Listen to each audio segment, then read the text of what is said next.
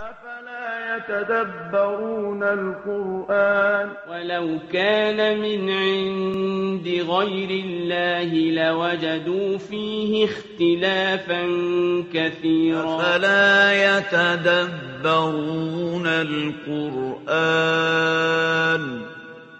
ولو كان من عند غير الله لوجدوا فيه اختلافا كثيرا. السلام عليكم ورحمة الله. إن الحمد لله نحمده ونستعينه ونستغفره ونعوذ بالله من شرور أنفسنا ومن سيئات أعمالنا. من يهده الله فلا مضل له ومن يضلل فلا هادي له، وأشهد أن لا إله إلا الله وحده لا شريك له، وأشهد أن محمدا عبده ورسوله. اللهم صل على محمد وعلى آل محمد كما صليت على إبراهيم وعلى آل إبراهيم إنك حميد مجيد.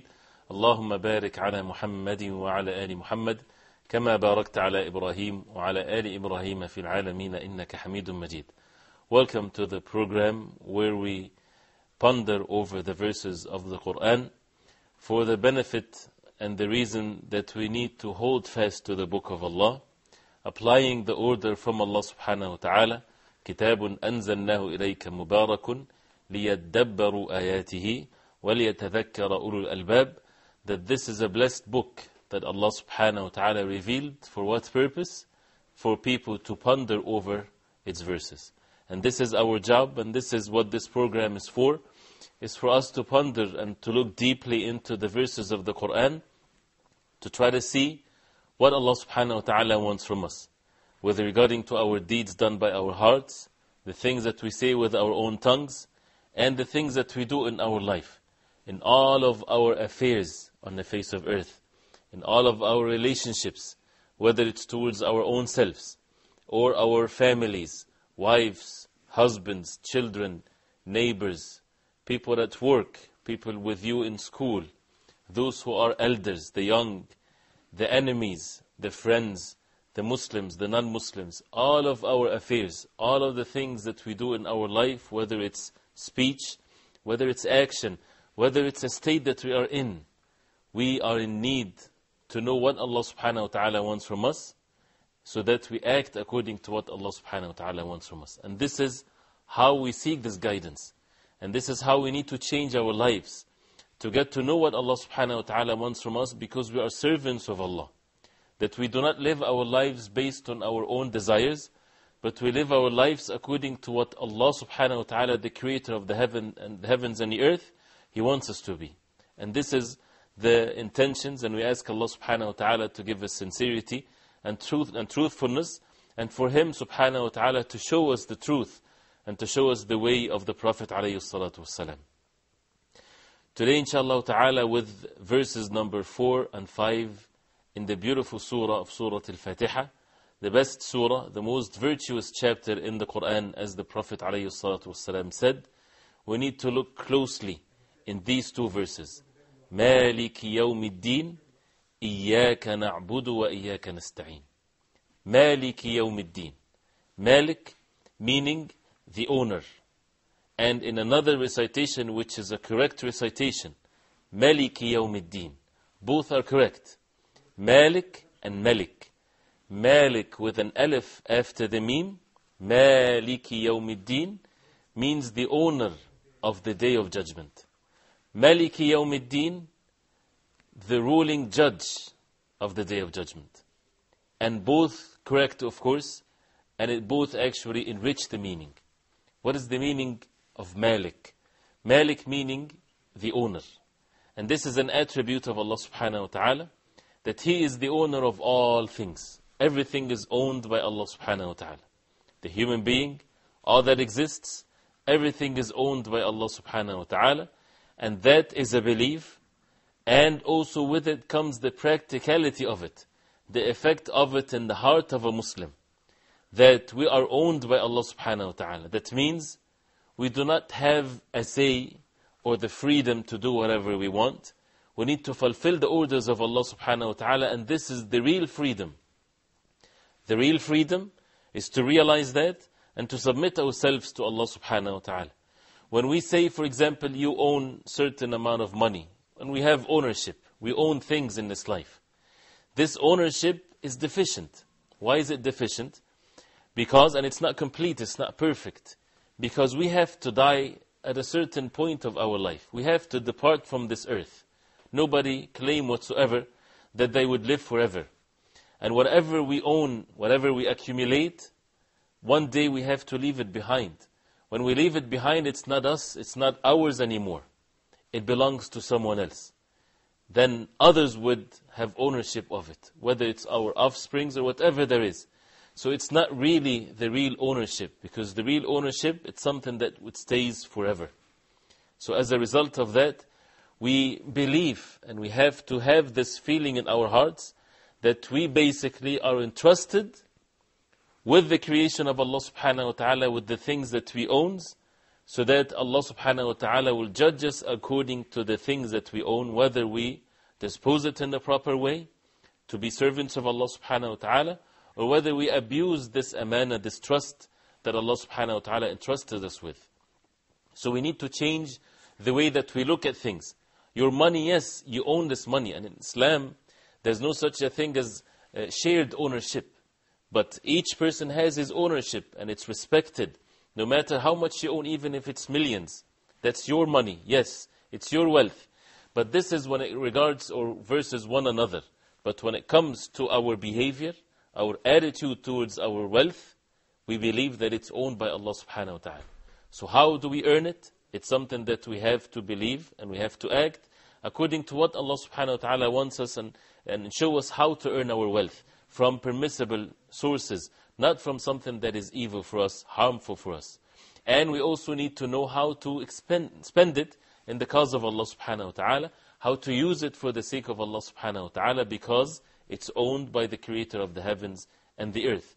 Yes, we can enjoy our wealth by spending it in the proper way, in the permissible ways, but in our hearts we always believe that Allah subhanahu wa ta'ala is the owner of all things. That brings happiness, actually, and contentment in the heart of the believers. Whether they are poor or rich, they look into the wealth as a test from Allah subhanahu wa ta'ala. Whether they would use it in the proper way, or whether they would be patient with regarding to not having enough wealth, for example, they are poor, and so on and so forth. So the word Malik, the owner of all things, is Allah subhanahu wa ta'ala, and that effect should be present in our hearts. Maliki Yawmiddin. Yawm means the day. Yawmiddin, the day of judgment. The day of judgment. And the word ad-din, it's the same word when we use for religion. And the day of judgment, one of the names of the day of judgment is Yawmuddin, the day of the deen, the day of the reward or punishment. And this is the literal meaning of ad-din, that people will be rewarded or they will be punished, which is the characteristic of the day of judgment. Allah subhanahu wa ta'ala says that He is the owner of the day of judgment. He is the owner of this life and in the hereafter. But the day of judgment is mentioned here, as the ulama, they explained in the tafsir, especially the day of judgment, to show that this is where the hearts are attached to. This is when, in this life that we live in, people claim ownership. And the disbelievers, they do not believe in the ownership of Allah subhanahu wa ta'ala, or they don't submit themselves to it.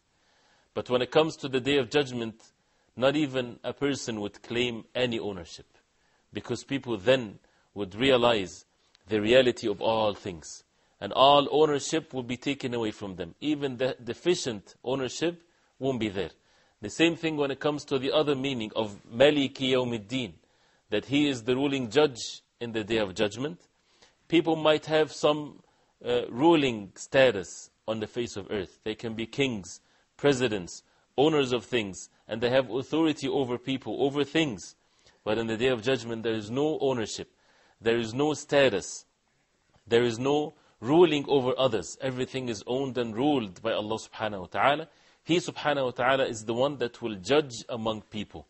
So that's why it's exclusive to Allah subhanahu wa ta'ala. So it's a reminder for the human beings, for the believers, to have their hearts attached to Allah subhanahu wa ta'ala, that there is no sound religion, no sound obedience to Allah subhanahu wa ta'ala, unless the believers, they believe in the day of judgment. Otherwise, how would a person have patience? and have the ability and the zeal to struggle and to strive for the sake of Allah subhanahu wa ta'ala, when we see so many injustices occurring on the face of earth. Nobody can deny that. There's so much injustice, especially at a time when the religion of Islam, because of the weakness of the Muslims, is not prevailing. And as a result of that, you would see so much injustices on the face of earth, that people of wealth are being greedy when it comes to the poor, and so on and so forth, and injustices and killing, and so much bad things and evil things that happens, that when a person ponder over this, he does not see the justice being prevailed at their lifetime. When a person is killed and he doesn't know why he's being killed, or killed in an unjust way, where is the real justice will be served? In the Day of Judgment. That brings the patience as a positive action, that the person is obedient to Allah subhanahu wa ta'ala, seeking the rewards from Allah subhanahu wa ta'ala only in the Day of Judgment. And this is a very important point, that we as Muslims, we seek the rewards from Allah subhanahu wa ta'ala only in the Day of Judgment. In this life, yes, the person will be blessed as a result of being obedient to Allah subhanahu wa ta'ala, but the real reward that we seek, our intentions when it comes to the good deeds, we seek the rewards from Allah subhanahu wa ta'ala only in the Day of Judgment. And that's why the verse, Maliki Yawmiddin. He is the owner, He is the ruling judge in the Day of Judgment. As we mentioned before, Surah Al-Fatiha has all the different meanings that are present throughout the Qur'an. If we look closely and deeply into this verse, for example, and discuss in more details of what is the Day of Judgment is, then we would go through so many verses in the Qur'an. The Qur'an has so many verses that talks about the Day of Judgment, and how the believers would be, and how the disbelievers, and what has been prepared in the Day of Judgment for the believers and for the disbelievers. And actually the Day of Judgment, before people would enter Jannah or entering the hellfire, the stages of the Day of Judgment, the many stages in the Day of Judgment, all of that is explained in the Qur'an and in the Sunnah of the Prophet ﷺ. So this is a direction to us, that when you recite Surah Al-Fatiha every time you stand in the Salah, that we have some form of a work that we need to do. We need to recite the verses of the Qur'an. We need to learn of what Allah subhanahu wa ta'ala mentioned in the Qur'an and in the Sunnah of the Prophet ﷺ about the things that would happen in the Day of Judgment. It's unseen to us, but Allah subhanahu wa ta'ala revealed it in the Qur'an and in the Sunnah of the Prophet ﷺ for us to ponder over, to act accordingly. That's why we seek the reward for our actions in the Day of Judgment. So this is definitely an effect that should be present in the heart when we recite Maliki Yawmiddin or Maliki Yawmiddin, that the owner of all things, the ruling judge in the Day of Judgment is Allah subhanahu wa ta'ala. These are all attributes of Allah subhanahu wa ta'ala from one verse to the other.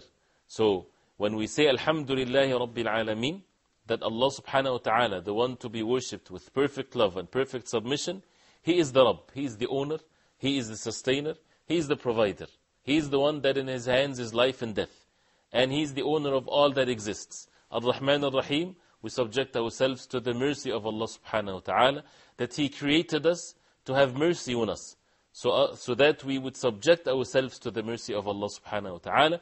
Maliki Yawmiddin brings the fear in the heart of the believers that Allah subhanahu wa ta'ala is the owner of the Day of Judgment. He is the ruling judge of the Day of Judgment. That means what? That means we need to act accordingly and to seek the pleasure of Allah subhanahu wa ta'ala in the Day of Judgment by being steadfast and obedient to Allah subhanahu wa ta'ala in this life. So, when we see Surah Al-Fatiha, this beautiful surah that Allah subhanahu wa ta'ala revealed, and there is some form of a dialogue, as the Prophet ﷺ said, that when a person is in the Salah, there's a dialogue that he would speak and Allah subhanahu wa ta'ala would say something. When we recite Surah Al-Fatiha, you say Alhamdulillah Rabbil Alameen, Allah subhanahu wa ta'ala would say, Hamadani Abdi, my slave praised me. If you say Ar-Rahman Ar-Rahim, Allah subhanahu wa ta'ala would say, Athna alayya abdi, which means my slave praised me, exalted me, but in a different way. Maliki Yawmiddin, Allah subhanahu wa ta'ala would say, Majjadani abdi, exalted me, my slave exalted me, when we say Maliki Yawmiddin. And it goes on after that also with the rest of the verses of the Qur'an. And this is what we need to focus, that every time if we have this meanings in our hearts, this is what we get the response, and that's why the effect of it should be very clear in our hearts. The effect of it, that Allah subhanahu wa ta'ala is the owner of the Day of Judgment. That means all of our actions, seeking the rewards from Allah subhanahu wa ta'ala in the Day of Judgment, saving ourselves from the punishment in the Day of Judgment, so that our life will be steadfast on the way that Allah subhanahu wa ta'ala wants us to be. We continue inshallah ta'ala with this verse and next verse after the break. Until then, we'll see you inshallah ta'ala. أفلا يتدبرون القرآن. So this is an open invitation for everybody to recognize God and enjoy His blessings in this life and His mercy in this life and in the hereafter as well. Allah, Ar-Rahman, Ar-Rahim. Each name has a meaning. Each name signifies a nature of Allah the Almighty which no one shares or is compared to Allah in it. أفلا يتدبرون القرآن. Welcome back. Alhamdulillah, wassalatu wassalamu ala Rasulullah. We're still with verse number 4, Malik Yawmiddin, Iyaka na'budu wa iyaka nasta'in. We talked about the verse number 4, Malik Yawmiddin, that Allah subhanahu wa ta'ala is the owner of all things, and He's the owner of the Day of Judgment, and the effect of that in our hearts, that we seek the pleasure of Allah subhanahu wa ta'ala alone, with regarding to the Day of Judgment, that He is the owner of all things, that we act accordingly, and we humble ourselves to the Creator of the heavens and the earth, and we seek the help and the guidance from Allah subhanahu wa ta'ala when we recite the Qur'an and we follow the Sunnah of the Prophet alayhi salatu wasalam. The next verse, إِيَّاكَ نَعْبُدُ وَإِيَّاكَ نَسْتَعِينُ. This verse, verse number 5 in Surah Al-Fatiha, which means you are the only one that we worship, and you are the only one that we seek help from. This verse is in the middle of Surah Al-Fatiha. Before it, you have praise. We praise Allah subhanahu wa ta'ala with what we recite. After this verse, we make dua. We ask Allah subhanahu wa ta'ala to guide us and so on. So this is in the middle as a covenant between us and Allah subhanahu wa ta'ala. And Surah Al-Fatiha teaches us how to humble ourselves to Allah subhanahu wa ta'ala and how to worship Him. It started with the praise of Allah subhanahu wa ta'ala in Alhamdulillahi Rabbil Alameen, Ar-Rahman Ar-Rahim, Malik Yawmiddin. It's all praise and all believing in the attributes of Allah subhanahu wa ta'ala as an introduction that if these feelings are present in the heart, that Allah subhanahu wa ta'ala is the most perfect, the one to be praised subhanahu wa ta'ala, the owner of all things, the Lord of whatever that exists, the most merciful subhanahu wa ta'ala. Imagine all of these acts of worship are being filled in the heart of the believer, the one that recites Surah Al-Fatiha. That means now he is ready or she is ready to make this covenant truthfully with Allah subhanahu wa ta'ala. إِيَّاكَ نَعْبُدْ وَإِيَّاكَ نَسْتَعِينُ. You are the only one that we worship, and you are the only one that we seek help from. The question is, when we say this, are we truthful with Allah subhanahu wa ta'ala that He is the only one that we worship? That He is the only one that we seek help from? If we apply the first 3 verses, by the will of Allah subhanahu wa ta'ala, we'll be truthfully saying it so that we would get the great rewards from Allah subhanahu wa ta'ala. And that's why, as it's mentioned in the hadith that I mentioned a part of it at the end of last segment, that the Prophet ﷺ said when the person in the salah would say, إِيَّاكَ نَعْبُدُ وَإِيَّاكَ نَسْتَعِينُ, Allah subhanahu wa ta'ala would say, هَذَا بَيْنِي وَبَيْنَ عَبْدِي, that this is between me and my slave. And actually the word abdi give you the feeling, the feeling of the love, that Allah subhanahu wa ta'ala loves the believers and give them that feel of love and the mercy from Allah subhanahu wa ta'ala for them, for the believers when they recite Surah Al-Fatiha, when they are truthfully reciting Surah Al-Fatiha, that Allah subhanahu wa ta'ala, they say truly that He is the only one that they worship. The word na'bud, first of all it says إِيَّاكَ نَعْبُدْ. It did not say we worship you alone. No, it starts with إِيَّاكَ, and this has a significance to it in the Arabic language, which, as the ulama they say, to feed al-hasr, meaning give you the benefit that He is the only one, exclusively the only one to be worshipped. Not like we worship Allah, that means you can worship other than Allah. Or we seek help from Allah, right? If a person says this, it can mean also that he seeks help from Allah subhanahu wa ta'ala, and he seeks help from other than Allah subhanahu wa ta'ala. But in the verse, when the word إِيَّاكَ comes first, it means He is the only one. Exclusively the only one that we worship is Allah subhanahu wa ta'ala. The only one that we seek help, truthfully, is Allah subhanahu wa ta'ala. Na'bud is that we worship. Comes in the plural tense. The verb of al-ibadah. The ibadah is worship. And this is the purpose of our creation. As Allah subhanahu wa ta'ala says in the Qur'an, وَمَا خَلَقْتُ الْجِنَّ وَالْإِنسَ إِلَّا لِيَعْبُدُونَ. That I created the jinn and the mankind for one purpose, and that is for them to worship Allah subhanahu wa ta'ala alone. So the word na'bud is the verb of worship. The definition of worship, what is the meaning of worship? Actually, worship as an English word, it is not as comprehensive as the word ibadah in Arabic. The word worship might give you the feel that it's just some form of rituals that a person do, movements or actions that a person would do once in a while, part of the day, part of the week, whatever there is. This is actually the sense that a person would get when he hears the word worship. That's why some people, they have some difficulty understanding the verse that the only purpose of our creation is to worship Allah. Does that mean that we're supposed to be constantly standing in the salah during the day and during the night? We don't eat and drink? Of course not. This is not the meaning of it. So how can the ayah, the verse of the Qur'an says that this is the only purpose, that our only job on the face of earth is to worship Allah subhanahu wa ta'ala alone? So that means worship or ibadah in the religion of Islam, according to the understanding that we understand from the Qur'an, is far more comprehensive than the meaning of the word worship. And that's why it's good to keep it as ibadah. It's good to keep it as إِيَّاكَ نَعْبُدْ. Why is that? Because our salah, our prayers, before that our belief, our prayers, our charities, our fasting, our dhikr, when we make remembrance of Allah subhanahu wa ta'ala, our relationships, eating and drinking, sleeping, even going to the bathroom, all of our affairs have to come under this purpose of our life, and that is to worship Allah subhanahu wa ta'ala alone. How is that? It's very easy and simple.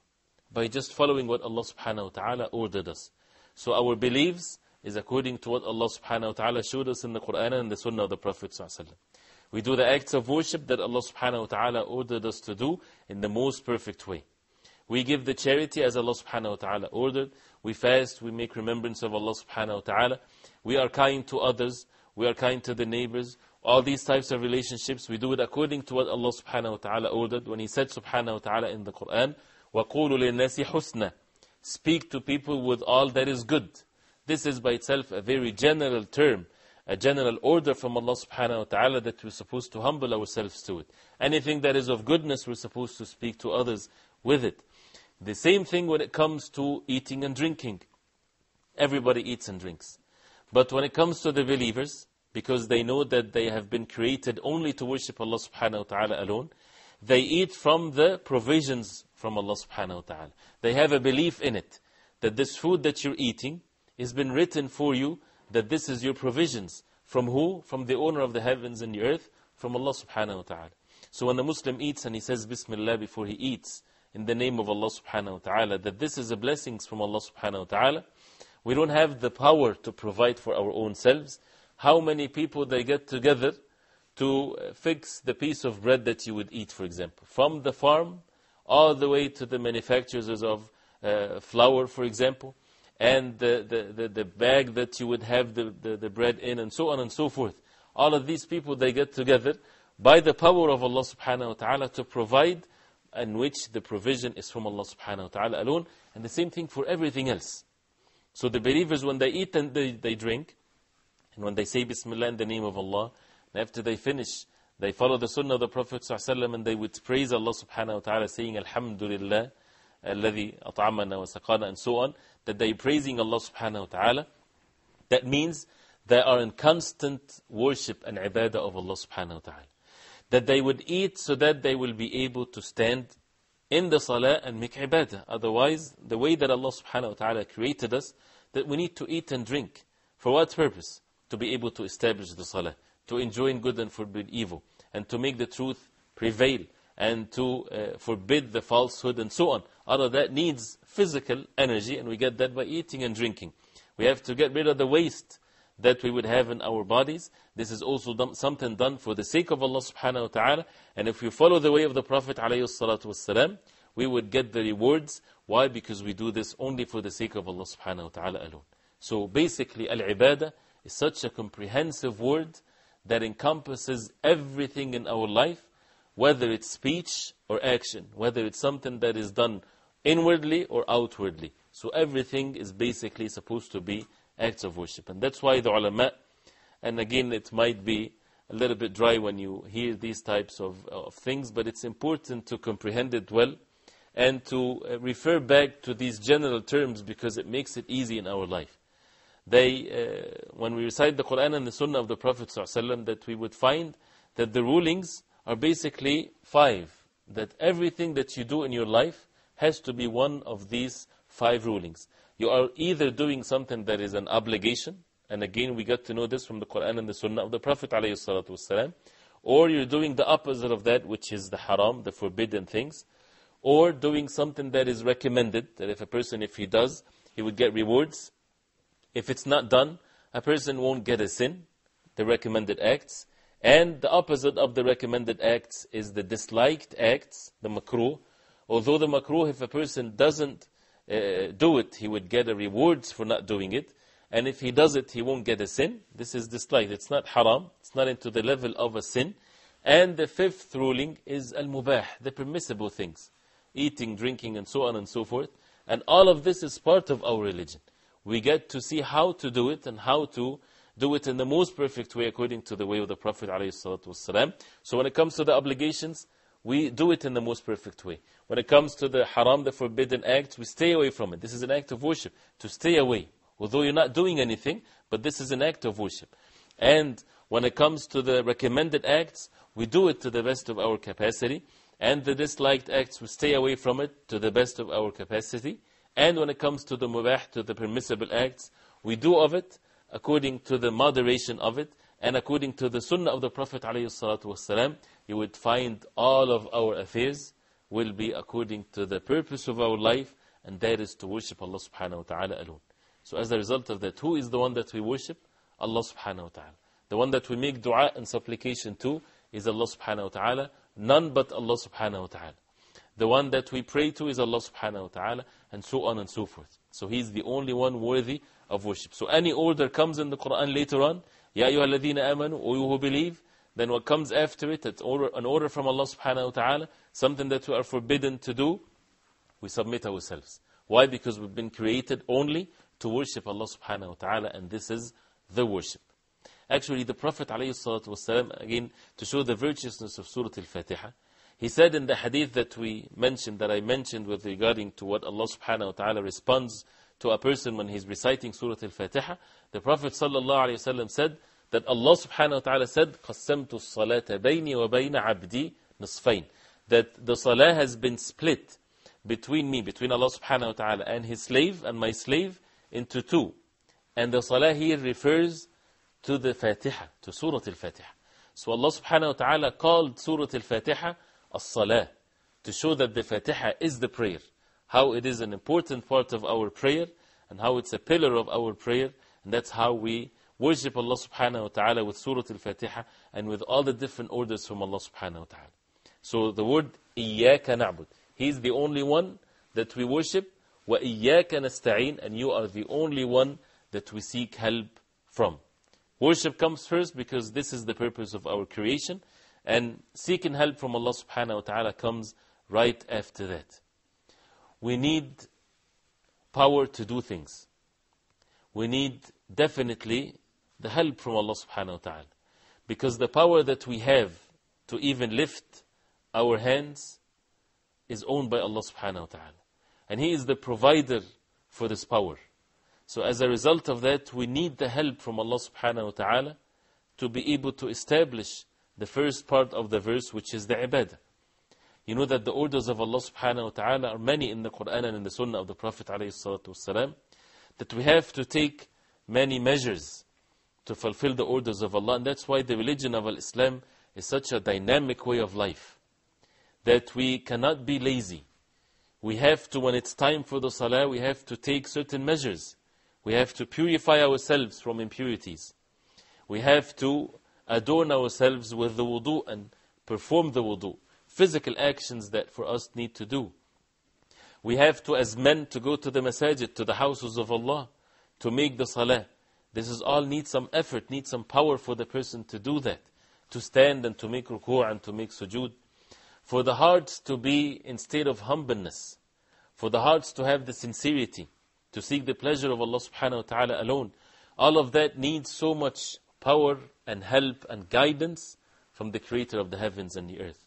That's why when we say إِيَّاكَ نَعْبُدُ وَإِيَّاكَ نَسْتَعِينُ, we say it in a humble way, in a very humble way, that this ibadah, this acts of worship, we can never do it unless Allah subhanahu wa ta'ala help us. So we turn to Allah subhanahu wa ta'ala with this, that He is the only one that we seek help from in fulfilling the ibadah and fulfilling all of our affairs in our life. We need the help from Allah subhanahu wa ta'ala. See how the perfect meaning of being servants and slaves of Allah subhanahu wa ta'ala is served? When everything in our life, we seek the help from Allah subhanahu wa ta'ala in fulfilling it. Even putting your shoes on, even lifting the food to your mouth, we need the help from Allah subhanahu wa ta'ala. And that's why we turn to Allah subhanahu wa ta'ala at all times. With such beautiful dua, with the remembrance of Allah subhanahu wa ta'ala, إِيَّاكَ نَعْبُدُ وَإِيَّاكَ نَسْتَعِينُ. إِيَّاكَ نَعْبُدُ وَإِيَّاكَ نَسْتَعِينُ. We worship Allah subhanahu wa ta'ala alone. We seek the help from Allah subhanahu wa ta'ala alone in matters of worship and all of our affairs. These two, if it's correct to say, variables in our life. The ibadah and al-isti'ana. Al-ibadah meaning the worship, and al-isti'ana from nasta'in meaning the seeking help, when we seek help from Allah subhanahu wa ta'ala. These two acts of worship needs to be done in the most perfect way in our life. We would see inshallah ta'ala in the next segment how people, when it comes to al-ibadah wal-isti'ana, that are different. Some people perfected and some people have deficiency in one or the other, and how can we perfect our ibadah and our isti'ana, seeking help from Allah subhanahu wa ta'ala, so that we fulfill what Surah Al-Fatiha is calling us to do, to be steadfast on the deen of Allah. So inshallah in a few minutes we continue with the verse إِيَّاكَ نَعْبُدُ وَإِيَّاكَ نَسْتَعِينُ. أَفَلَا يَتَدَبَّرُونَ الْقُرْآنَ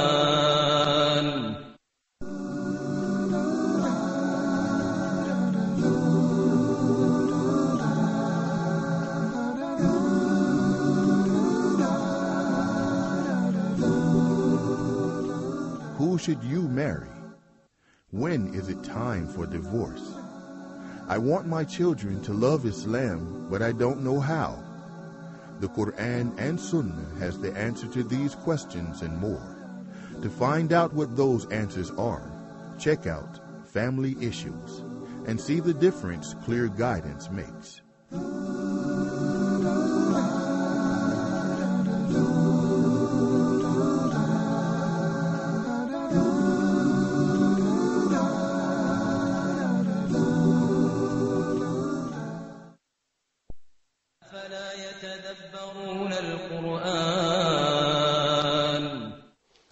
Welcome back. Alhamdulillah. Wassalatu wassalamu ala Rasulullah. Al-ibadah wal-isti'ana. With the verse number 5 in Surah Al-Fatiha, إِيَّاكَ نَعْبُدُ وَإِيَّاكَ نَسْتَعِينُ. How can these two acts of worship be perfect in our life? Of course, we cannot be perfect in the meaning or the sense of being perfect, because we have to fall in some deficiencies. And that's why we turn to Allah subhanahu wa ta'ala constantly with seeking forgiveness from the Creator of the heavens and the earth. And that's why the Prophet ﷺ used to ask Allah subhanahu wa ta'ala for forgiveness every day 100 times. And he said subhanahu wa ta'ala, فَعْلَمْ أَنَّهُ لَا إِلَهَ إِلَّا اللَّهِ وَاسْتَغْفِرْ لِذَنْبِكَ. That know that there is no one worthy of worship except Allah. This is the tawheed, the oneness of worship of Allah subhanahu wa ta'ala. وَاسْتَغْفِرْ لِذَنْبِكَ. And seek forgiveness from Allah subhanahu wa ta'ala for your sins.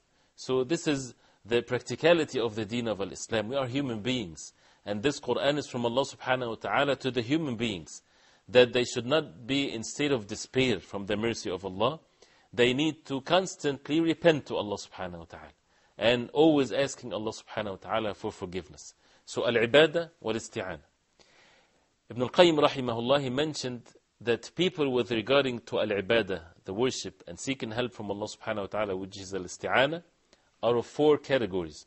Pay attention with me, because we need to figure out which one are we in and how can we be among the best of the groups that are mentioned. And it's very easy to memorize these 4 groups and to know them. How is that? You have 2 variables, right? Al-ibadah wal-isti'anah. Some people, they worship Allah subhanahu wa ta'ala alone, but they don't seek help from Allah subhanahu wa ta'ala alone. Or they're not good in this act of worship. They worship Allah subhanahu wa ta'ala, they make their salah, they give the charity and so on, but they don't seek help from Allah subhanahu wa ta'ala to even fulfill the ibadah. They don't make dua to Allah subhanahu wa ta'ala to help them. They don't see that they are in need of the help from Allah subhanahu wa ta'ala to be able to fulfill the acts of worship in the most perfect way. This is deficiency, definitely. The second group are the group that would have it in an opposite way. They do not worship Allah subhanahu wa ta'ala, or they do not worship Allah subhanahu wa ta'ala in the perfect way, in the way that Allah subhanahu wa ta'ala wants them to be, but they seek help from Allah subhanahu wa ta'ala. Many people are in this category. You would find them in times of distress, they say, "Oh Allah subhanahu wa ta'ala, help us." They would make dua to Allah subhanahu wa ta'ala in their affairs of this life, to eat and drink and to have wealth and so on and so forth. But they don't worship Allah subhanahu wa ta'ala. They have deficiencies when it comes to their salah. When we talk about the believers, for example, the Muslims. This is another deficiency, because we need to seek help from Allah subhanahu wa ta'ala, and we need to worship Him alone subhanahu wa ta'ala. A third category are the category of the people, those who do not worship Allah subhanahu wa ta'ala, and they do not seek help from Allah subhanahu wa ta'ala. And this is definitely a state of arrogance that the person needs to stay away from, because we need to humble ourselves to Allah subhanahu wa ta'ala by worshipping Him alone, and we need to seek help from the Creator of the heavens and the earth.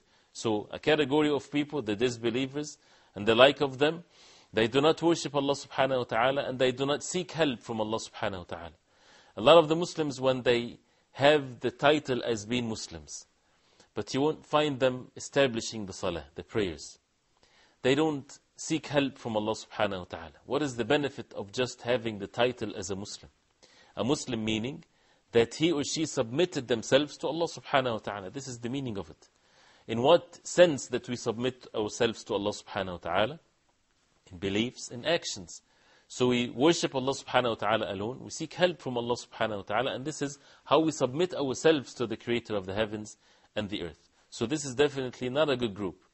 The best of the 4 groups, as you probably know by now, are those who would worship Allah subhanahu wa ta'ala according to the way of the Prophet alayhi salatu wasalam, not according to their own desires, but according to the sunnah of the Prophet alayhi salatu wasalam.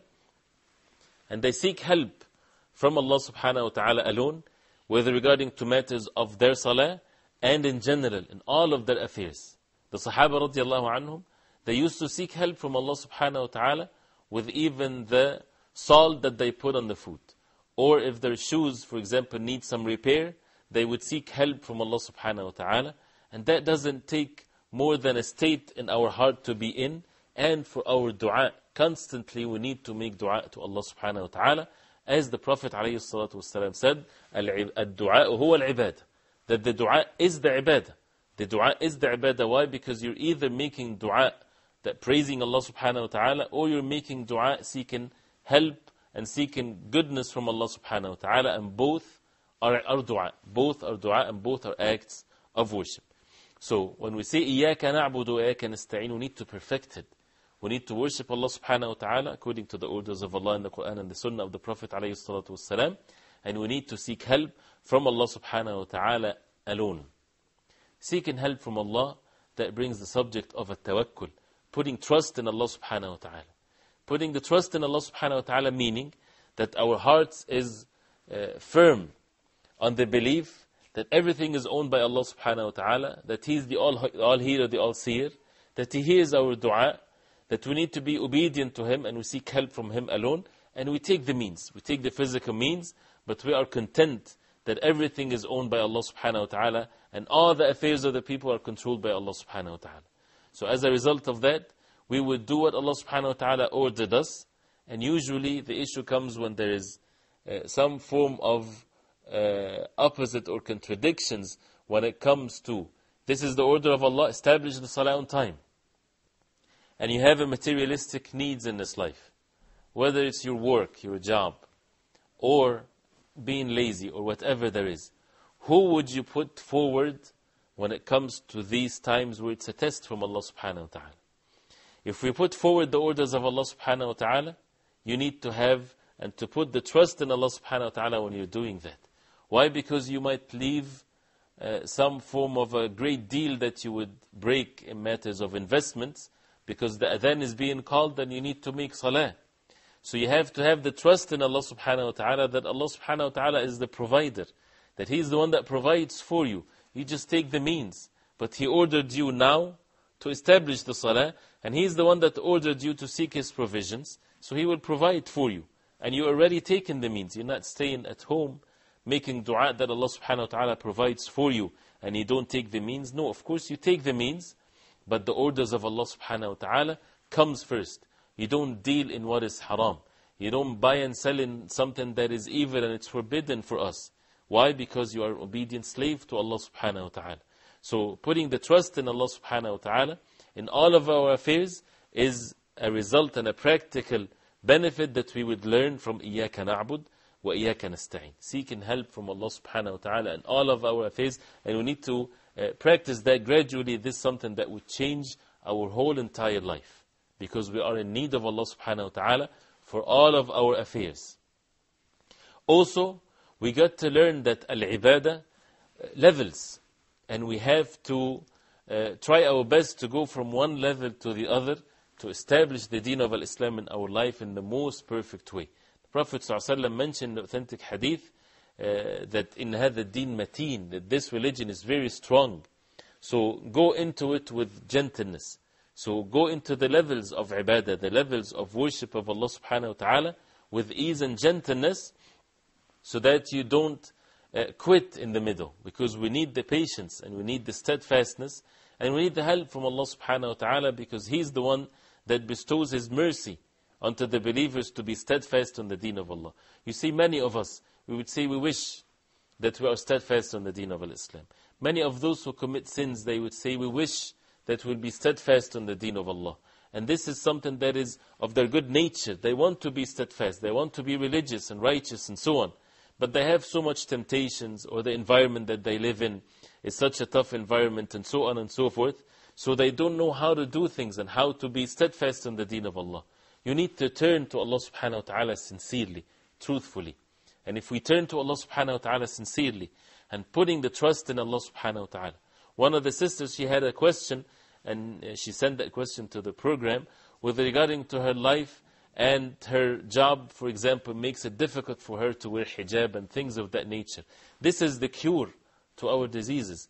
When we believe that the provider is Allah subhanahu wa ta'ala, that we need to seek help from Him alone, that if you quit this job that is preventing you from being obedient to Allah subhanahu wa ta'ala, never think or believe that Allah subhanahu wa ta'ala will abandon you. Allah subhanahu wa ta'ala is the most merciful. He provides for a bird, for the what is even smaller than that. He won't provide for the human beings, the one especially that would turn to the Creator of the heavens and the earth alone. This is such an important belief that we have to have in our hearts, that Allah subhanahu wa ta'ala is our provider. He's the one that provides for us. So put your trust in Allah. Put your trust in Allah by taking the permissible means, by depending on Allah subhanahu wa ta'ala, that you do what Allah subhanahu wa ta'ala ordered you to do, and never be scared or afraid that you won't be provided for, that you will be poor, or whatever there is. Put your trust in Allah subhanahu wa ta'ala. And also it shows that guidance is in the hands of Allah subhanahu wa ta'ala. We need that. So that's why when we turn sincerely and truthfully, why do we keep repeating the issue of being truthful? We need to be truthfully making dua to Allah subhanahu wa ta'ala, that He guide us to be steadfast on the deen of Islam, that we are strong facing the temptations and facing the tough environment that we might live in, to be steadfast on the deen of Allah, to have the patience till our final destination, till we enter the Jannah of Allah subhanahu wa ta'ala. So this is something that we have to realize. Another benefit when it comes to reciting these verses of the Qur'an, that we need to take the time to learn the acts of worship, that since we say إِيَّاكَ نَعْبُدْ, so how can we worship Allah? We have our hearts, we have the tongue, we have the different parts of our bodies. Each part has the 5 different rulings.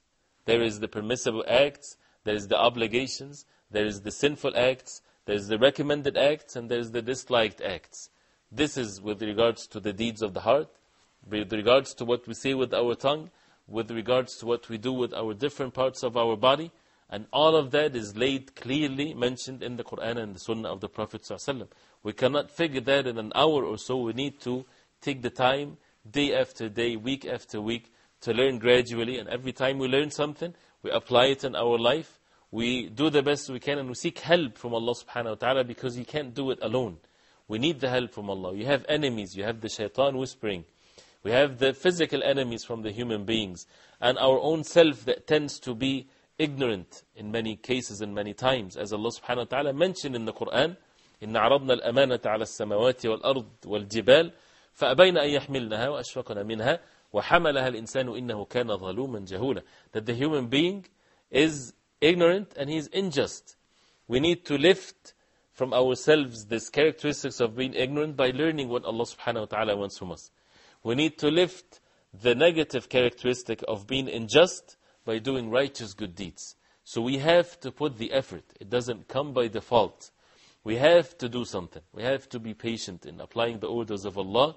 And we have to take that step, and we seek help from Allah subhanahu wa ta'ala. Before we take the step, we turn to Him sincerely to guide us and to help us in whatever act of worship that you want to do. If you want to make the night prayer, and you see that you are not able to get up at night and make your salah, and you feel that it's difficult for you, turn to the Creator of the heavens and the earth alone. Ask Him sincerely in your salah at any time that He would guide you and that He would help you to get up at night and for you to make the night prayer, so that you're not tired when you're making the prayer. Seek the help from Allah subhanahu wa ta'ala alone. And then learning the etiquettes of doing that. And when you get up during the night, every step you take to make your wudu is not wasted. It's all rewarded for. And Allah subhanahu wa ta'ala promised the believers for such great rewards. By learning the virtues of these deeds, it would make the Muslim steadfast on these deeds and actions ordered by Allah subhanahu wa ta'ala. We need to learn how to be sincere and how to be truthful and so on. And all of these great qualities, we cannot do it on our own. We need the help from Allah subhanahu wa ta'ala alone. We also learn that when we believe that Allah subhanahu wa ta'ala is the owner of the Day of Judgment, that's what gives us strength. When people always learn how to be confident in their actions, it's definitely a good thing. But we as Muslims, we say La hawla wa la quwwata illa billah, which means there's no might and power except from Allah subhanahu wa ta'ala. So it even makes you stronger. And the strongest person on the face of earth is supposed to be the Muslim. When it comes to actions by the heart, the most brave, the most patient, the most truthful, and so on, supposed to be the Muslim. And when it comes to actions done by our bodies, why? Because we seek help from the most powerful subhanahu wa ta'ala. Ibn al-Qayyim said in a very beautiful statement, the meaning of which, if we were ordered to push a mountain from its place, although we're not ordered to do that, Allah subhanahu wa ta'ala is the most merciful. All the orders are something that is easy for us. We're not ordered to do something that is over our capacity. If it's over our capacity, actually, you would find the ease comes in place. You're not able to make the salah standing, you make it sitting, and so on.